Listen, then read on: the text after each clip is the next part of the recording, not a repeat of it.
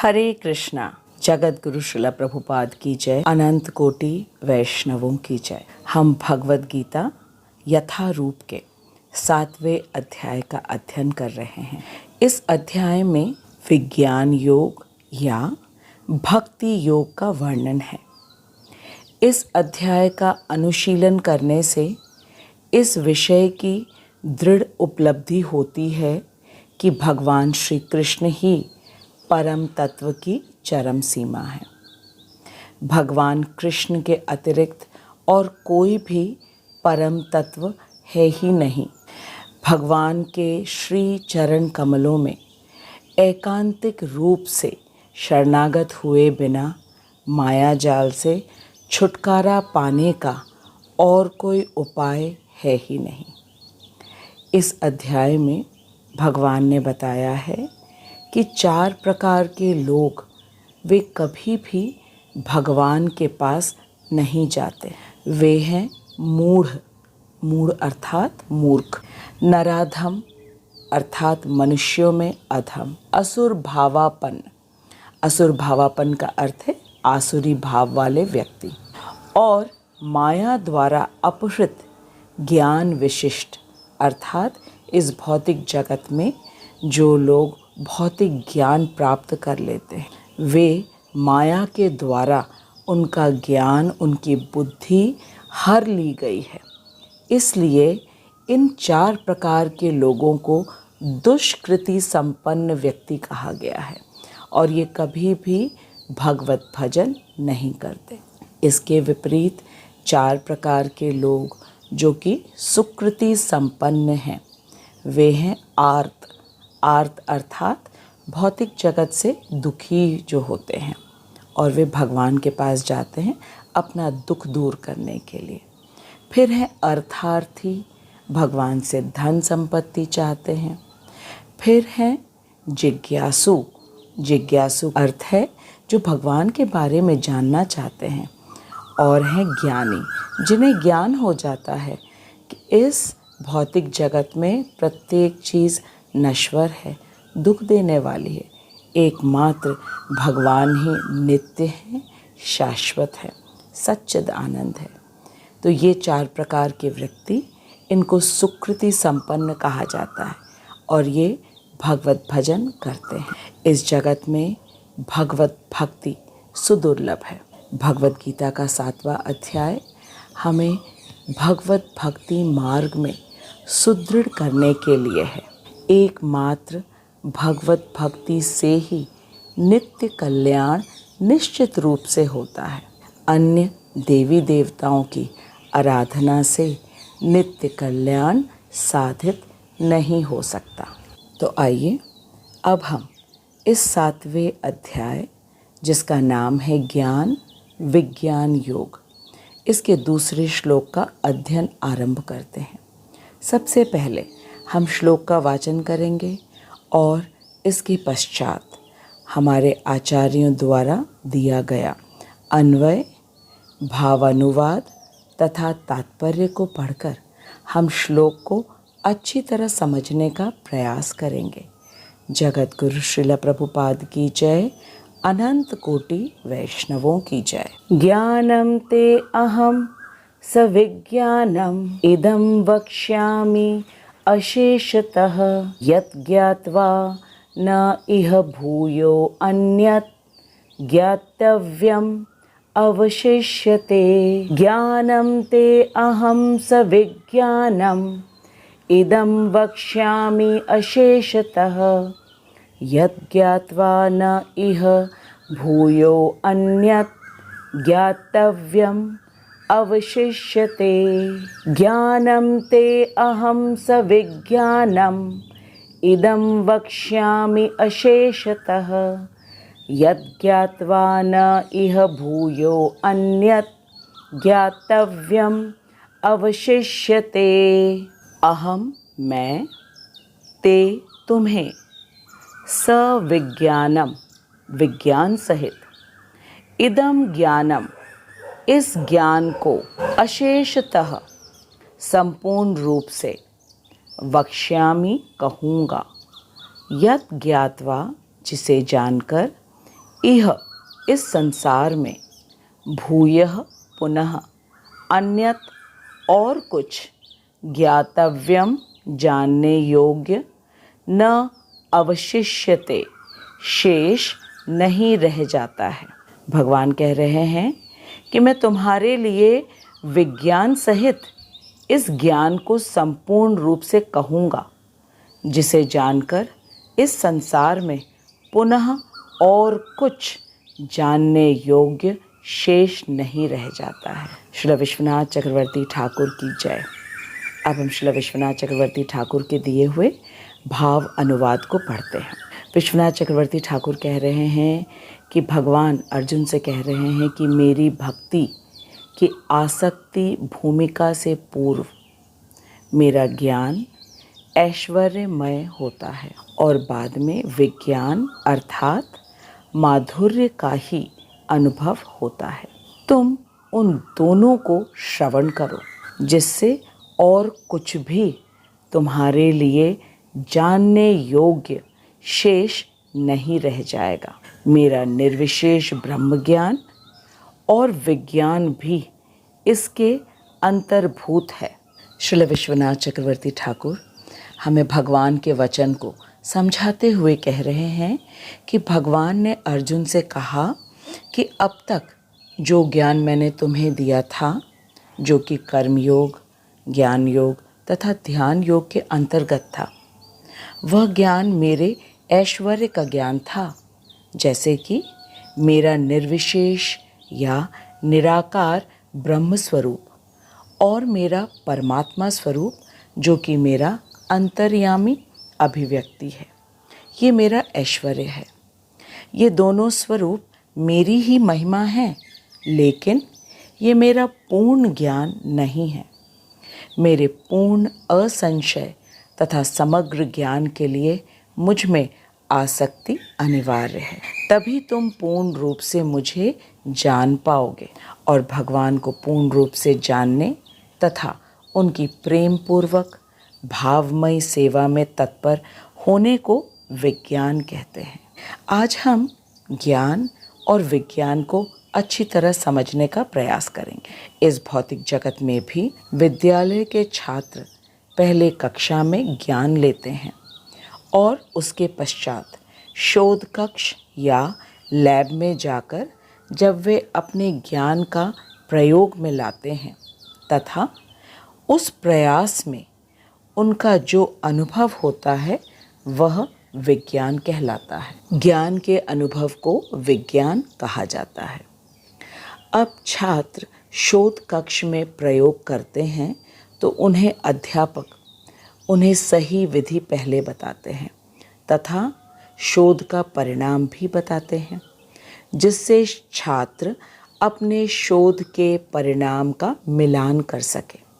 ठीक इसी तरह श्री कृष्ण, जो कि परम गुरु हैं, उन्होंने इसी अध्याय के पहले श्लोक में अर्जुन से कहा कि हे अर्जुन, तुम पूरी तरह मुझ में आसक्त हो जाओ तथा मेरा आश्रय ग्रहण करो, और ऐसा करने से मैं तुम्हें अपने विषय में पूर्ण ज्ञान बताऊंगा, जिसको जानने के बाद तुम्हें किसी प्रकार का कोई संशय रहेगा ही नहीं।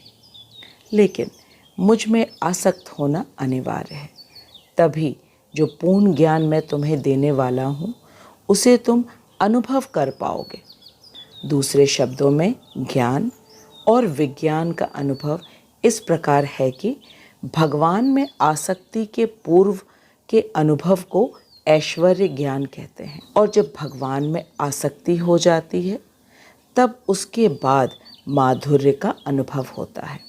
आसक्ति अर्थात भगवान से लगाव हो जाना। यहाँ एक महत्वपूर्ण बात हमें ध्यान देना है कि भगवान का ऐश्वर्य ज्ञान भी भक्ति के सम्मिलित हुए बिना नहीं होता। भगवान का ऐश्वर्य है भगवान का सर्वव्यापी ब्रह्म स्वरूप, जो कि भगवान की दिव्य ज्योति है, तथा भगवान का अंतर्यामी स्वरूप, जो कि विष्णु स्वरूप परमात्मा है, जो प्रत्येक जीवात्मा के हृदय में वास करते हैं। ये ब्रह्म स्वरूप तथा परमात्मा स्वरूप भगवान का ऐश्वर्य है।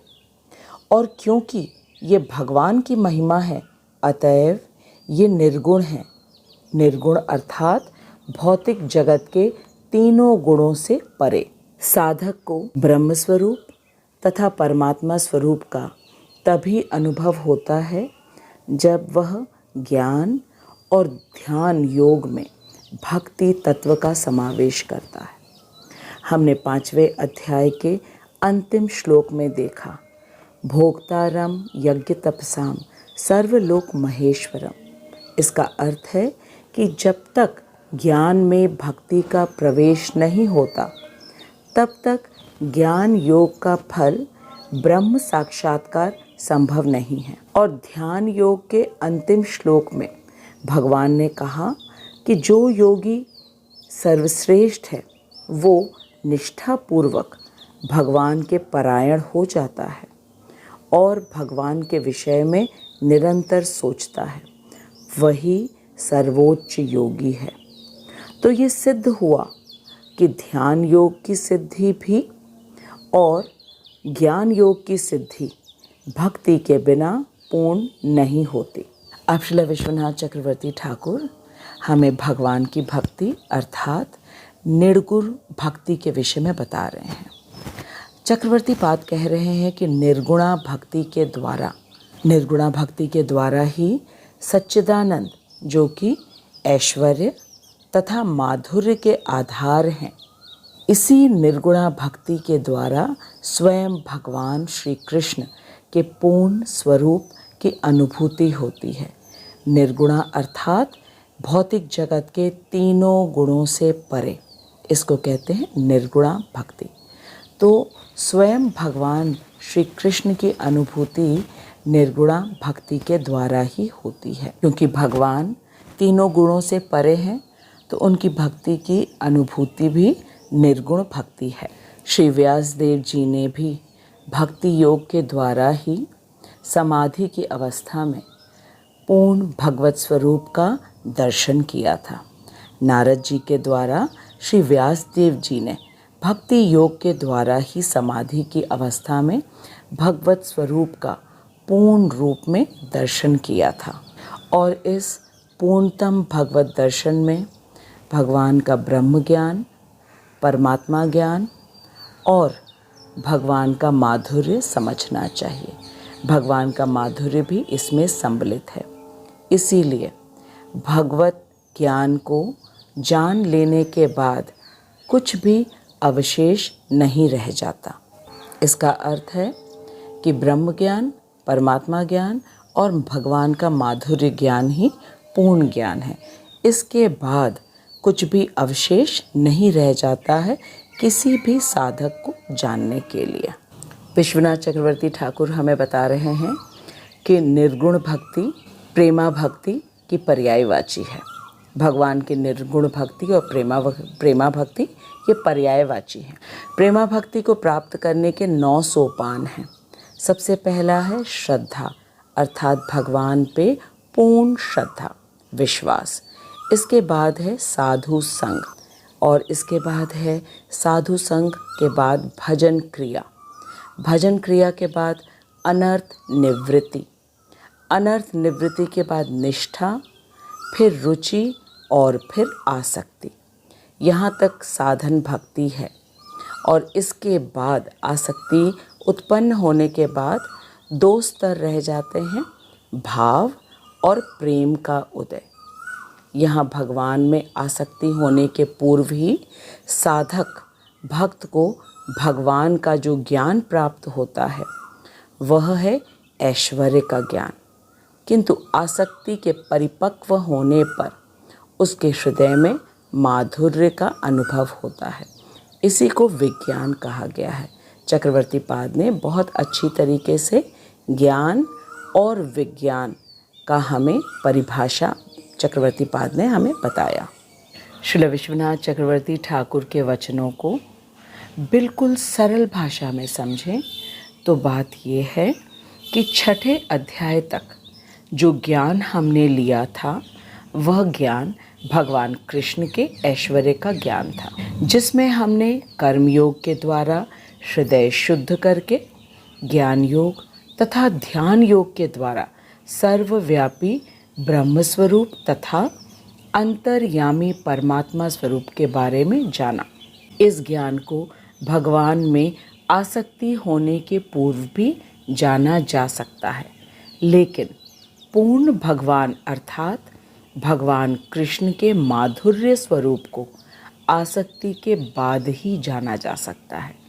इसीलिए छठे अध्याय के अंतिम श्लोक में भगवान ने अर्जुन से कहा कि उनके मत में वह योगी परम है जो पूर्ण श्रद्धा से भगवान का भजन करता है, अंतःकरण में हमेशा भगवान का चिंतन करता है तथा भगवान की दिव्य प्रेमा भक्ति में निरंतर तत्पर रहता है। जो योगी इस प्रकार भगवान कृष्ण से युक्त रहता है वही सर्वोच्च योगी है। सर्वोच्च योगी कैसे बन सकते हैं, वह योग्यता 7वें अध्याय के प्रथम श्लोक में भगवान ने हमें बताया, और वह योग्यता है भगवान में पूर्ण आसक्ति। भगवान में आसक्ति उत्पन्न से भगवान की सेवा प्राप्त होती है। सेवा के 2 स्तर हैं, पहली है भावमय और दूसरा स्तर है प्रेममयी सेवा। इस स्तर को प्राप्त करके साधक अपने जीवन का परम लक्ष्य प्राप्त कर लेता है। जीव का स्वरूप है कृष्ण का नित्य दास, और दास का धर्म है कि वह अपने स्वामी की प्रेम पूर्वक सेवा करे।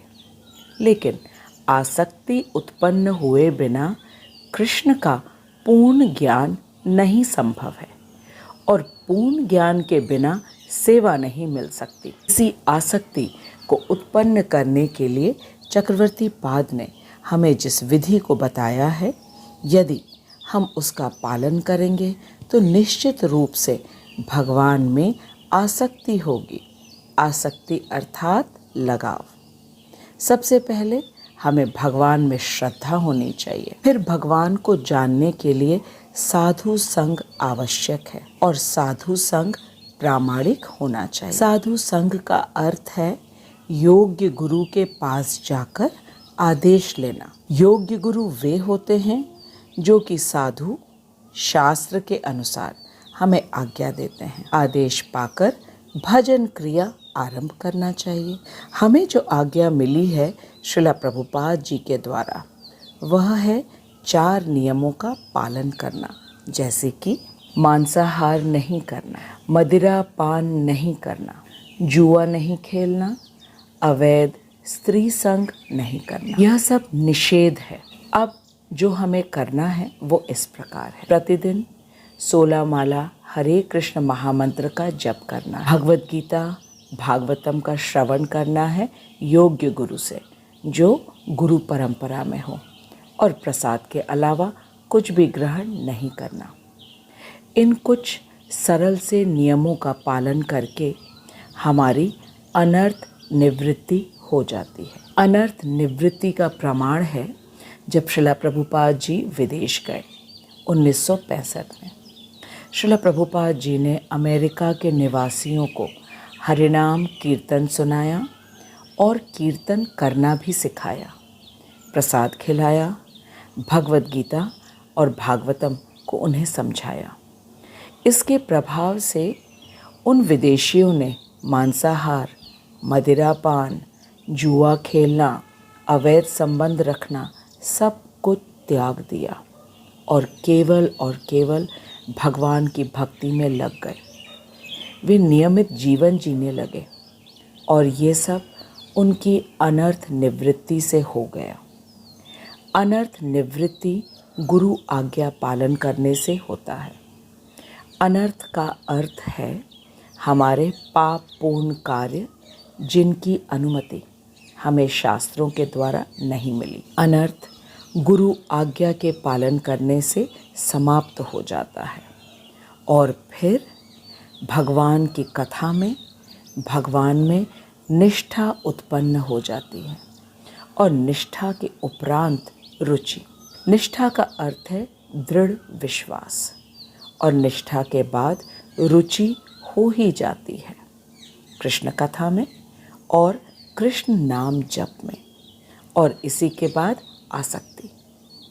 इस स्तर पर पहुंचने पर साधक को योग्यता मिल जाती है भगवान के विषय में पूर्ण ज्ञान लेने की, और इसी पूर्ण ज्ञान को विज्ञान कहा जाता है। आसक्ति के पहले भगवान का ऐश्वर्य ज्ञान होता है, जिसमें भगवान का ब्रह्म स्वरूप तथा परमात्मा स्वरूप का ज्ञान होता है, और भगवान में आसक्ति होने के बाद भगवान का पूर्ण ज्ञान अर्थात नंदनंदन, यशोदा नंदन, देवकी नंदन, वसुदेव नंदन की बाल लीलाओं का, सख्य लीलाओं का, वात्सल्यमयी लीलाओं का तथा माधुर्य लीलाओं का रस का आस्वादन संभव है।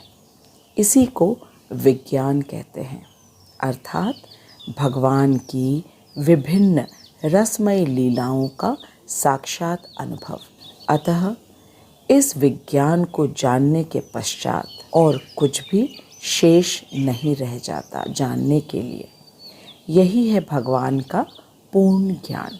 जिस व्यक्ति को भगवान कृष्ण के पूर्ण स्वरूप का ज्ञान हो गया, इसका अर्थ है कि उसे भगवान का ब्रह्म स्वरूप और परमात्मा स्वरूप का भी निश्चित रूप से ज्ञात है। लेकिन ये आवश्यक नहीं है कि एक ब्रह्मज्ञानी तथा योगी को भगवान के माधुर्य का ज्ञान हो, क्योंकि भगवान कृष्ण के माधुर्य लीलाओं को अनुभव करने के लिए भगवान में आसक्ति होना अनिवार्य है। जिस प्रकार जब किसी व्यक्ति को हमसे आसक्ति या लगाव होता है, तभी तो उसे हम अपने विषय में सब कुछ बताते हैं, अन्यथा उसे हम अपने विषय में सब कुछ नहीं बताते। बिल्कुल इसी तरह जिस साधक को भगवान में आसक्ति हो जाती है, फिर भगवान स्वयं उसे अपने विषय में सब कुछ बताते हैं। भगवान को जानने का सबसे अच्छा मार्ग है प्रामाणिक गुरु से भगवत गीता तथा भागवत का श्रवण करना, और साथ ही हरे कृष्ण महामंत्र का नित्य नियमित 16 माला का जप करना, और साथ में श्रील प्रभुपाद जी के नियमों का कड़ाई से पालन करना। इस विधि से धीरे धीरे भगवान से आसक्ति निश्चित रूप से हो जाती है। अब हमने श्रील विश्वनाथ चक्रवर्ती ठाकुर जी के ज्ञान और विज्ञान को अच्छी तरीके से हमने समझा। श्रील विश्वनाथ चक्रवर्ती ठाकुर की जय। अब इसके बाद हम श्रील प्रभुपाद के तात्पर्य को पढ़ेंगे। जगत गुरु श्रील प्रभुपाद की जय, अनंत कोटि वैष्णवों की जय। श्रील प्रभुपाद अपने तात्पर्य में हमें बता रहे हैं कि पूर्ण ज्ञान में प्रत्यक्ष जगत, जगत के पीछे काम करने वाला आत्मा तथा इन दोनों के उद्गम सम्मिलित हैं। इस पूर्ण ज्ञान को दिव्य ज्ञान कहते हैं। श्रील प्रभुपाद प्रामाणिक गुरु हैं, इसीलिए वे हमें एक एक शब्द का विस्तार से विश्लेषण करके बता रहे हैं। प्रभुपाद जी कह रहे हैं कि प्रत्यक्ष जगत जो हमें प्रत्यक्ष रूप से दिखता है तथा अनुभव होता है, इसमें 84 लाख प्रकार के जीव तथा पर्वत, नदी, सागर, रेगिस्तान इत्यादि इत्यादि सब कुछ भगवान की बहिरंगा शक्ति से बना है, जिसे हम पंच तत्व के रूप में जानते हैं, और ये सब क्रियान्वित होती है आत्मा की उपस्थिति में, और ये आत्मा परमात्मा का अंश है, और परमात्मा भगवान श्री कृष्ण का विष्णु स्वरूप अभिव्यक्ति है, जो अंतर्यामी रूप में प्रत्येक जीवात्मा के साथ उसके हृदय में वास करता है। अब इन सभी का अर्थात प्राकृत प्रकट जगत, आत्मा तथा परमात्मा विष्णु के परम उद्गम है भगवान श्री कृष्ण। यही पूर्ण ज्ञान है, दिव्य ज्ञान है। इस ज्ञान को भगवान अर्जुन को दे रहे हैं और कह रहे हैं कि अब मैं तुमसे पूर्ण रूप से व्यवहारिक तथा दिव्य ज्ञान के विषय में कहूँगा। इसे जान लेने पर तुम्हें जानने के लिए और कुछ भी शेष नहीं रहेगा।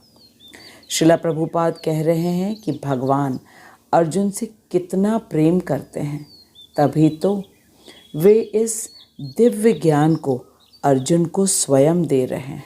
चौथे अध्याय के प्रथम श्लोक में भगवान ने अर्जुन से कहा कि अर्जुन, जिस ज्ञान को मैं तुम्हें दे रहा हूँ, इस ज्ञान को मैंने सबसे पहले विवस्वान को दिया था। विवस्वान ने अपने बेटे मनु को दिया, जो कि समस्त मनुष्य जाति का पिता है, और मनु ने अपने पुत्र इक्ष्वाकु को दिया।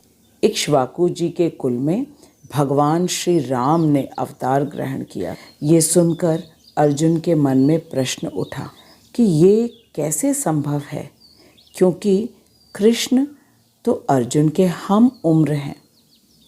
तब श्री कृष्ण भगवान ने अर्जुन से कहा कि अर्जुन, तुम्हारे और मेरे अनेक जन्म हो चुके हैं, तुम्हें याद नहीं है, लेकिन मैं सब जानता हूँ। इस पर अर्जुन फिर सोच में पड़ गया कि आप मुझे क्यों दे रहे हैं इस महान ज्ञान को। तो इसके उत्तर में भगवान ने स्नेहपूर्वक अर्जुन को कहा, भक्तो असि में सखा चेति रहस्यम ह्येतत् उत्तमम। भगवान ने कहा कि मैं तुम्हें इसलिए बता रहा हूँ क्योंकि तुम मेरे भक्त तथा मित्र हो, अतः तुम इस विज्ञान के दिव्य रहस्य को समझ सकते हो। चौथे अध्याय में भगवान ने जो कहा उसकी पुष्टि 7वें अध्याय में कर रहे हैं। 7वें अध्याय से भक्ति योग आरंभ हुआ है और पहले ही श्लोक में भगवान ने अर्जुन से कहा कि हे पृथा पुत्र, अब सुनो कि तुम किस तरह मेरी भावना से पूर्ण होकर और अपने मन को मुझ में आसक्त करके योग अभ्यास करते हुए मुझे पूर्णतया संशय रहित जान सकते हो। भगवान के वचन से ये स्पष्ट है कि मन को भगवान में आसक्त करना है, तभी हमें भगवान अपने पूर्ण ज्ञान को देंगे। भगवान ने अर्जुन को चौथे अध्याय में कहा था कि मैं तुम्हें विज्ञान इसलिए बता रहा हूँ क्योंकि तुम मेरे भक्त हो और सखा हो। अब ये स्पष्ट है कि बिना भक्ति के हम इस विज्ञान को नहीं समझ सकते। ज्ञान के प्रत्यक्ष अनुभव को विज्ञान कहते हैं।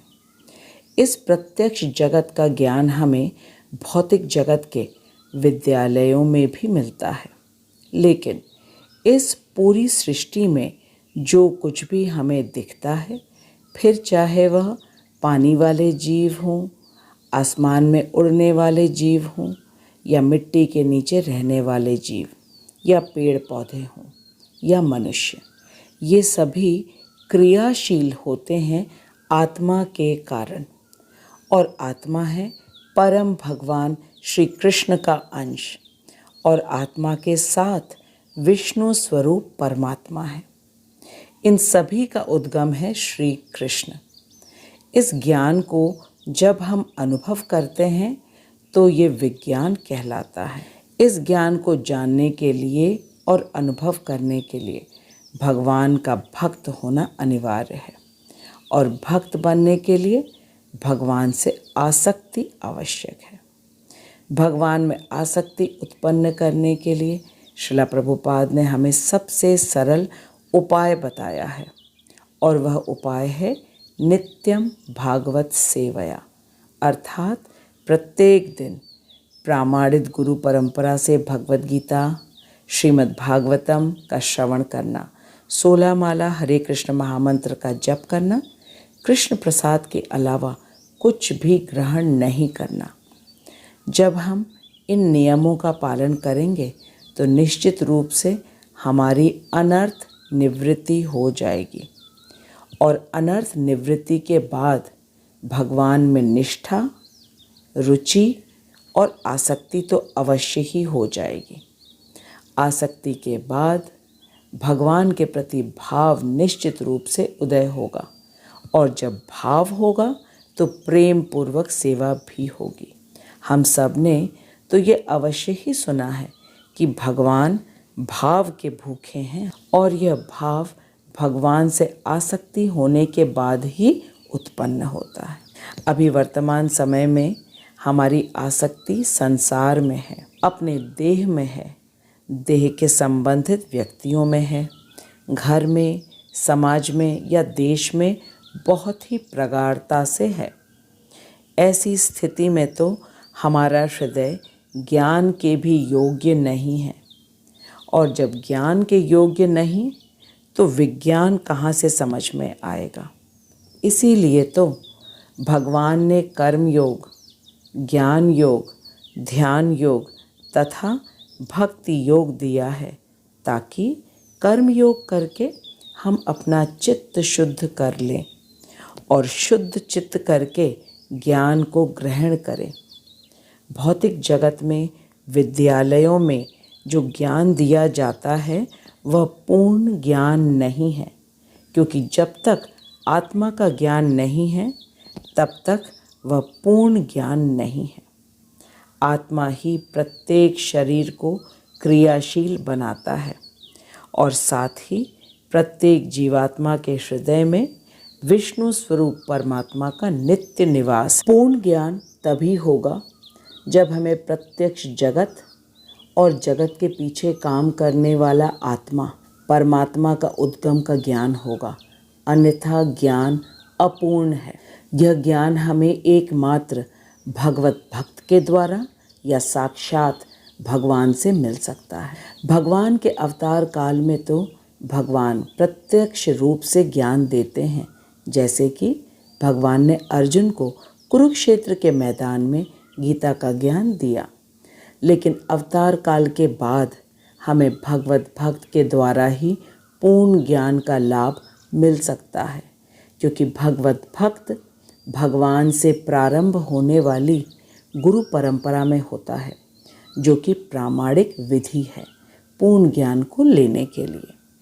श्रीला प्रभुपाद कह रहे हैं कि मनुष्य को इतना बुद्धिमान तो होना ही चाहिए कि वह समस्त ज्ञान के उद्गम को जान सके, जो समस्त कारणों के परम कारण हैं और समस्त योगों में ध्यान का एकमात्र लक्ष्य है। और जब समस्त कारणों का कारण का पता चल जाता है तो सभी ज्ञेय वस्तुएं ज्ञात हो जाती हैं और कुछ भी अज्ञेय नहीं रह जाता है। सरल शब्दों में जब मनुष्य यह जान जाता है कि प्रत्येक जीव का अस्तित्व आत्मा के कारण है और आत्मा श्री कृष्ण का अंश है और श्री कृष्ण ही परमेश्वर विष्णु रूप में प्रत्येक जीवात्मा के हृदय में वास करते हैं और पूरी प्रकृति में भगवान की बहिरंगा शक्ति पृथ्वी, जल, वायु, अग्नि तथा आकाश के रूप में व्याप्त है तथा यह जगत भगवान की त्रिगुणमयी माया शक्ति के द्वारा संचालित हो रहा है और इन सभी के परम नियंता, परम भोक्ता एवं परम शुभ चिंतक एकमात्र भगवान श्री कृष्ण ही हैं, अन्य कोई और नहीं। जो इस पूर्ण सत्य को जानता है वही पूर्ण ज्ञानी है तथा भगवत भक्त है। हमारे लिए इस पूर्ण ज्ञान विज्ञान को जानना इसलिए आवश्यक है क्योंकि भगवान ने चौथे अध्याय के श्लोक संख्या 9 में कहा है, जन्म कर्म च मे दिव्यम यो वेत्ति तत्वतः त्यक्त्वा देहं पुनर्जन्म न एति मामेति सो अर्जुन। भगवान अर्जुन से कह रहे हैं कि हे अर्जुन, जो मेरे आविर्भाव तथा कर्मों की दिव्य प्रकृति को जानता है, वह इस शरीर को छोड़ने पर इस भौतिक संसार में पुनः जन्म नहीं लेता, अपितु मेरे सनातन धाम को प्राप्त होता है। इतना कहने के बाद अब इस दिव्य ज्ञान को लेने की योग्यता को भी भगवान ने अर्जुन को बताया कि जो मेरा भक्त है और सखा है वही जान पाएगा। भक्त बनने की विधि को तो श्रील प्रभुपाद ने हमें बता दिया कि हमें पूर्ण निष्ठा से एवं श्रद्धा से कृष्ण कथा को सुनना है। जो इस विधि का पालन करेगा उसे भगवान से आसक्ति अवश्य हो जाएगी। अब हमारे मन में ये प्रश्न आ सकता है कि क्या ऐसी आवश्यकता है भगवान का भक्त बनने की? इसका उत्तर चौथे अध्याय के श्लोक संख्या 9 में भगवान ने दिया है। भगवान ने कहा कि जो व्यक्ति भगवान के जन्म और कर्म की दिव्यता को तत्व से जान लेगा, वह अपने वर्तमान शरीर के अंत के बाद पुनः भौतिक शरीर ग्रहण नहीं करेगा। इसका अर्थ है कि वह गोलोक वृंदावन धाम में भगवान के पास चला जाएगा। उसका जन्म मृत्यु का चक्र समाप्त हो जाएगा। वह अपने नित्य आध्यात्मिक स्वरूप में स्थित हो जाएगा। यही मनुष्य जीवन का परम लक्ष्य है और हमें इस लक्ष्य की प्राप्ति हो सके, इसीलिए भगवान हमें इस अध्याय से लेकर अध्याय 12 तक लगातार भक्ति योग के विषय में बताने वाले हैं।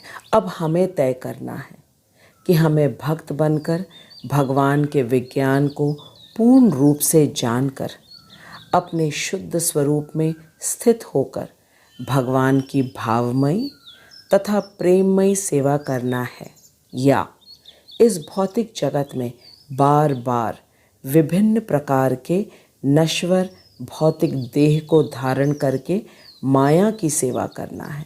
हम बहुत ही सौभाग्यशाली हैं कि हमें श्रील प्रभुपाद मिले हैं, जो कि शुद्ध भक्त हैं और भगवान के नित्य पार्षद हैं। श्रील प्रभुपाद हमें हमारे भले के लिए कुछ कह रहे हैं कि बड़े संयोग की बात है कि भगवान हमें सब कुछ भगवद गीता के माध्यम से बता रहे हैं। हमें तो बस भगवान पर पूर्ण श्रद्धा रख के, जैसा हमारे गुरु परंपरा द्वारा मार्गदर्शन दिया जा रहा है, हमें तो बस वैसे ही चलना है। अभी वर्तमान समय में महाअवतार नरसिंह भगवान का चलचित्र आया है, जिसमें खूब अच्छी तरह भक्ति की महिमा का गुणगान हुआ है। नन्हे प्रहलाद को कभी भी किसी से डर नहीं लगा, किसी पर क्रोध नहीं आया, किसी के साथ घृणा या ईर्ष्या नहीं की, क्योंकि वह हमेशा ओम नमो भगवते वासुदेवाय का नाम जप करते। उसे भगवान के नाम पर इतनी श्रद्धा थी कि वह बड़ी से बड़ी कठिनाई में भी इसी को कहते हैं भक्ति की शक्ति। और भगवान ने हमेशा प्रहलाद की हर परिस्थिति में रक्षा की। भगवान कहते हैं अहम भक्त पराधीनो। इतिहास साक्षी है कि भगवान के भक्त का कभी नाश नहीं हुआ, फिर चाहे वह प्रहलाद हो, ध्रुव हो, सूरदास जी हो, शबरी माता हो, मीराबाई हो, अहिल्या हो, द्रौपदी, कुंती, अम्बरीश महाराज हो, गजेंद्र हो या पांडव, या ऐसे अनेक और भक्त, उनकी हमेशा भगवान ने रक्षा की। भगवान हमेशा अपने भक्त की भक्ति की रक्षा करते। यही भक्ति की महिमा है। भगवान हमें भक्ति योग में भक्ति प्राप्त करने की योग्यता के विषय में हमें पूरे विस्तार से बताने वाले हैं। श्रील प्रभुपाद हमें बता रहे हैं कि यह हमारे लिए सबसे बड़ा संयोग है कि भगवान हमें स्वयं गीता का ज्ञान दे रहे हैं। इसीलिए हमें पूर्ण निष्ठा से, श्रद्धा से गुरु परंपरा के द्वारा भक्ति योग को समझना। ज्ञान और ध्यान कर्म पर आश्रित है।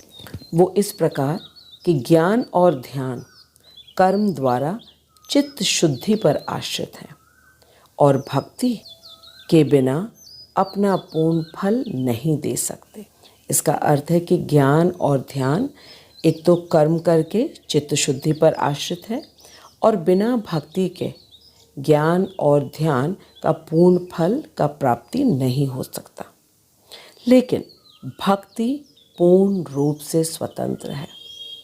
भक्ति किसी कर्म, ज्ञान या ध्यान पर आश्रित नहीं है।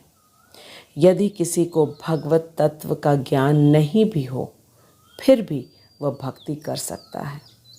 वह भगवान के पवित्र नाम का जप कर सकता है, कथा सुन सकता है, प्रसाद खा सकता है। यदि कोई इतना कर ले तो उसे भक्ति अवश्य मिल जाएगी। ये भक्ति की महिमा है। उद्धव जी कहते हैं कि यदि किसी को मिश्री या अमृत के तत्व के विषय में नहीं ज्ञान है, लेकिन यदि वह मिश्री खाएगा या अमृत पिएगा तो उसे मिश्री का स्वाद मीठा लगेगा और अमृत अपना कार्य अवश्य करेगा। बिल्कुल ऐसी ही है भक्ति, परम स्वतंत्र। मैं श्रीला प्रभुपाद, श्रीला विश्वनाथ चक्रवर्ती ठाकुर तथा अपने शिक्षा गुरु हिज ग्रेस हरिमोहन दास प्रभु जी को दंडवत प्रणाम करती हूँ, जिनकी अहेतु की कृपा से हम भगवद गीता के गुह्य ज्ञान को इतनी सरलता से समझ पा रहे हैं। मैं आपको हृदय से धन्यवाद देती हूँ कि आप अपना बहुमूल्य समय निकालकर भगवान के वचनों को ध्यानपूर्वक एवं निष्ठापूर्वक सुन रहे हैं। अब हम अगले सप्ताह मिलेंगे भगवद गीता के 7वें अध्याय के 3 श्लोक को लेकर, जिसमें भगवान हमें बताने वाले हैं कि भक्ति कितनी दुर्लभ है। तब तक आप खूब मन लगा के हृदय से हरे कृष्ण महामंत्र का जप करिए। इस वीडियो को खूब अच्छी तरह देखिए, अन्यों के साथ शेयर करिए और कमेंट में अवश्य लिखिएगा कि भक्ति योग में प्रवेश करके आपको कैसा लग रहा है और भगवान हमारी कितनी सहायता कर रहे हैं।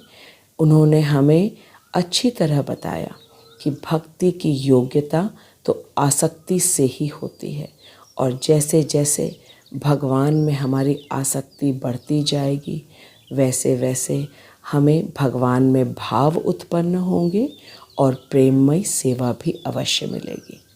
भगवान 7वें अध्याय से श्लोक संख्या 12 तक हमें भक्ति के विषय में बताएंगे। हमें तो सिर्फ निष्ठा से और श्रद्धा से सुनना है और अपने आचार्यों से समझना है। जगत गुरु श्रील प्रभुपाद की जय, अनंत कोटि वैष्णवों की जय। हरे कृष्णा।